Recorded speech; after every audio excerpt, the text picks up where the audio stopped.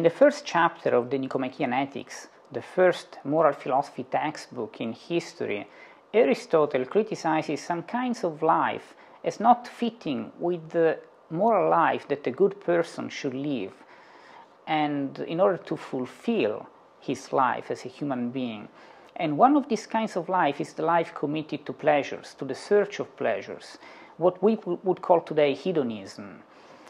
And he criticizes other kinds of life too as not fitting with the right ultimate end that our lives should have, the fulfillment, happiness of our lives. For example, a life committed to honor or virtue, the political life. And he gives some explanations for these criticisms. But in the case of the life committed to pleasure, he says that it's slavish and suitable to beasts. He doesn't say anything else. Is he underestimating the relevance of a life committed to pleasure as a possible option for the human being?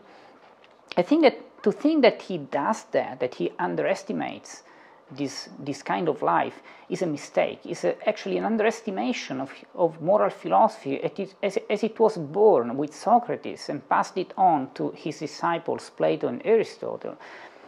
What happened at the birth of moral philosophy with Socrates? It happened that Socrates, for the first time, saw the human being as different than the entire world of nature and physical necessities. Greek philosophy started as physics, as natural philosophy, focusing on the natural world. In the natural world, everything is necessitated. The stone is not free to fall down or not falling down. The river is not free to flow to the sea down. And everything is necessitated, is a slave, except for the human being. Thanks to what? To the capacity to know the truth. Knowing the truth is like raising up to an entirely different dimension in which we look from the above everything. We judge the tree to be a tree, the river to be a river, and we make a decision. Once we are above the necessity, the necessary flowing of everything in natural things, we are free to make a decision about it. So think about it. As animals, we are as slaves of the natural world as everything else. We have appetites, we feel pleasures and pains, and these are instincts that determine our action. And this is what being a slave means for the natural world.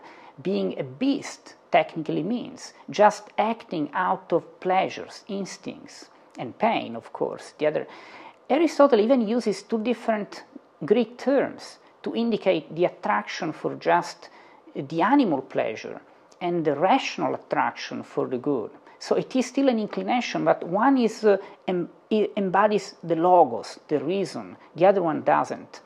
And so when Aristotle looks at the human being, what is actually proper to the human being, which is acting according to the truth that we know, not just according to an instinct of looking for the pleasure that we feel, as other animals do, clearly just acting according to the instinct doesn't even match the definition of the human being. And the ethics is about the human being, the free action that we should perform. So if the free action doesn't even reach the level of a free action, all Aristotle needs to say, just to discard it from the treatise on ethics, on moral philosophy, is to say that that's just beastly, is slavish.